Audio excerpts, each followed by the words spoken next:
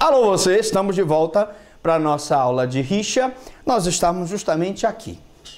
A pergunta que eu tinha feito, e agora eu vou responder, é o seguinte: quando ocorre a consumação em tentativa? Para você que chegou agora, professor Franklin está falando com você? Sou eu, professor Franklin Lobato.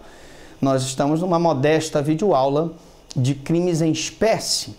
Nós já falamos sobre homicídio, aborto, nós já falamos sobre lesão corporal, tem aí o nosso curso de crimes contra a honra. E você tem acesso a tudo isso gratuitamente no canal do professor Franklin no YouTube. Vamos então para a consumação em tentativa. O que diz a nossa doutrina? O crime se consuma, crime de rixa, quando 3 pessoas ou mais começam a lutar. Então, professor Franklin, como é que eu posso dizer que houve então a rixa? Quando eles começaram a lutar. Quer dizer, professor, que no momento em que eu reuni a gangue do Jassuana e a gangue do Bairro Novo, naquele momento que eles apenas estão se combinando de se encontrarem na ponte da cidade para lutar, não há rixa. Não há. Mas a partir do momento em que eles se encontram na ponte e começam a lutar, eu vou então ter a rixa consumada sim. Prestem atenção. A rixa está consumada quando pelo menos 3 pessoas começam a lutar. Pelo menos 3. Professor, mas foram só 2. Os outros ficaram só assistindo. Então não tem rixa. A doutrina entende que não há tentativa porque o delito é um delito instantâneo, de consumação antecipada. E o que é um delito instantâneo de consumação antecipada? Você entra lá na classificação doutrinária dos crimes, que está em Direito Penal 1, no tópico, só para você se situar. Nós temos Penal 1, Penal 2, Penal 3, Penal 4, Penal 5. Penal 5 é parte da legislação especial. Depois nós temos Processo Penal 1, Processo Penal 2, Processo Penal 3, Processo Penal 4. Depois você quer assistir Processo Civil, tem Processo Civil 1, Processo Civil 2 e Processo Civil 4. Ainda falta gravar o 3, que é a parte da execução, nós vamos gravar quando nós prepararmos a aula com a reforma que houve do Código de Processo Civil. Muito bem. Mas voltando ao direito penal. Se você for lá na aula, vai ver que crime instantâneo é aquele cuja consumação se dá instantaneamente, em que não há possibilidade de eu fracionar o iter criminis, o caminho do crime. Eu não posso fracionar, até posso fracionar um pouco a cogitação. A cogitação, a preparação, o cara cogitou, o grupo, a gangue se reuniu, disse, vamos lá lutar com o pessoal do Jassuana. Número 2, a preparação. Se pegaram, cada um pegou faca, outro pegou pau, outro pegou canivete. É uma preparação. Mas eu não consigo fracionar, gente, a execução e a consumação do crime.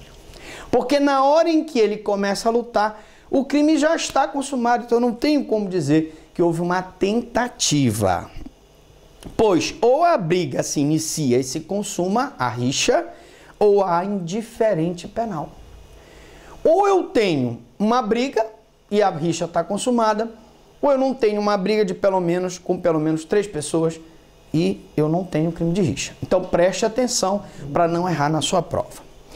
Outra coisa é a observação do professor Damásio de Jesus, que eu tive a honra de ser aluno lá em São Paulo, como também fui aluno do Capês, como fui aluno do Luiz Flávio, mando um abraço a todos. E aqui eu digo o seguinte: o Damásio de Jesus, no livro dele, ele tem uma opinião diferente. Muitas pessoas falam, mas o Damásio está ultrapassado. Não façam isso. O Damásio, como Nelson Hungria, é um dos maiores doutrinadores do nosso direito penal, em que a gente deve ter o maior respeito pela opinião dele. A gente sempre coloca um pouquinho da opinião dele nas nossas aulas, porque a gente considera a opinião do professor Damásio. E ele diz que entende que é necessária a classificação da rixa, para que eu possa então dizer se ela foi consumada ou não. Mas o que é isso, professor, que o Damásio diz lá no livro dele? Ele classifica a rixa em ex improviso e ex propósito. Então, professor, sua aula está ficando sofisticada. O que é uma rixa ex improviso? A rixa ex improviso, ela surge de repente e para a qual não havia possibilidade de tentativa. Imaginemos que a gangue do Jassuana viesse andando ali pela ponte do Furo Santo Antônio e se encontrasse com a gangue do Bairro Novo lá no meio da ponte. Vocês devem estar lembrados de outras aulas. Nós falamos tanto no Zé Galinha, falamos tanto no Carapanã de Cueca, né? E estão lá os líderes. Zé Galinha, líder da Jassuana. E o Carapanã de Cueca, líder da gangue do Bairro Novo. Se encontram furtivamente lá no meio da ponte, começa um porradal. Nesse caso, houve uma rixa ex improviso, em que eu não tinha como prever a rixa. E se eu não tinha como prever a rixa, não há possibilidade de tentativa. Mas, se eu tiver uma rixa ex propósito, em que há uma combinação de hora e local por parte dos envolvidos, hipótese em que seria possível a tentativa no caso de a polícia impedir o início da briga. Imagine que a gangue do Bairro Novo manda uma carta para a gangue do Jassuana, dizendo, olha, tal dia, tal hora, nós vamos nos encontrar lá na ponte, no Furo Santo Antônio, e vamos brigar pela disputa de um determinado território. Eles querem ganhar o território lá da 18 de novembro. Muito bem. Se isso acontecer, meu amigo, aí eu tenho uma rixa ex propósito.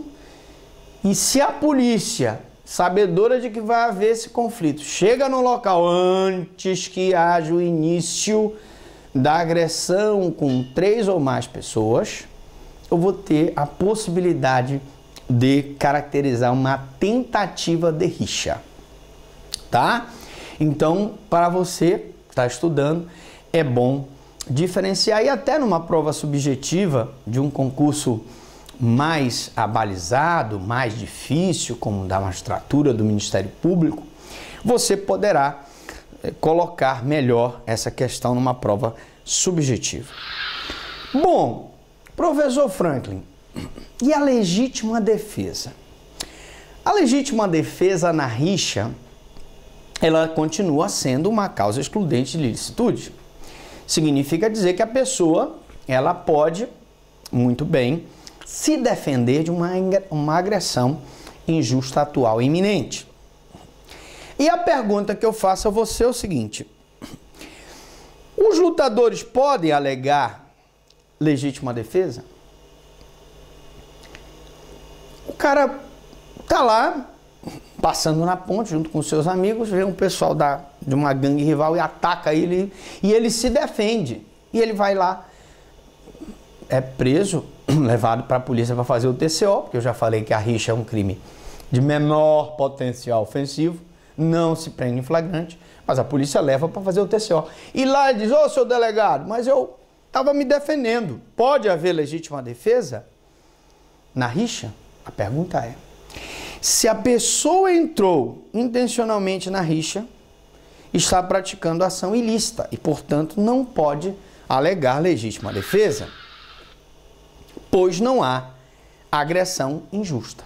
Ora, se a pessoa deliberadamente entrou na rixa e lá na rixa, então, ele começou a agredir as outras pessoas, claro, se tiver mais de 3 pessoas, 3 ou mais pessoas, vai haver a rixa.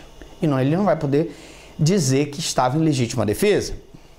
Mas se ele não agiu deliberadamente, se estava passando pelo local e foi agredido, eu vou poder dizer que houve a legítima defesa tranquilamente. Ora, se ele foi agredido injustamente e se defendeu, pode ser caracterizada a legítima defesa. Não é necessário falar em legítima defesa para que aquele que entra na luta querendo separar os demais. Por quê? Nós já vimos no tipo penal que aquele que entra na rixa para separar os contentores não é considerado rixoso. Então, se a pessoa entrou para separar a briga, separar os que estão se agredindo, os rixosos, os brigões, ele não pratica a conduta do artigo 137, que exclui o delito nesse caso. Então, professor, eu posso entrar na rixa para separar a galera que não vou responder por rixa? Tranquilo. Bom, na próxima aula a gente pergunta, é possível alegar legítima defesa para o crime mais grave? Imagine que na rixa houve lesão corporal. Imagine que na rixa houve um homicídio. Aquele que estava em legítima defesa da agressão da rixa pode também alegar legítima defesa em relação à lesão? Pode também alegar legítima defesa em relação ao homicídio? Você vai ficar com essa dúvida, mas eu volto daqui a pouquinho para tirar. Você gostou? Curta.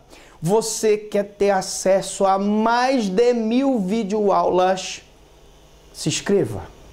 Se inscreva, meu amigo. São mais de 500 mil acessos no nosso canal. Se as aulas não fossem boas, nós não teríamos todos esses acessos. Mas a gente precisa que cada vez mais você divulgue para o seu coleguinha, divulgue para você, minha amiga, você lutadora. Uma grande parte dos nossos alunos são mulheres. Você divulga para sua amiguinha que vai fazer concurso. Ou amigona, pode ser amiguinha, pode ser amigona. Divulgue aí. A gente volta daqui a pouco, depois dos comerciais, com essa explicação.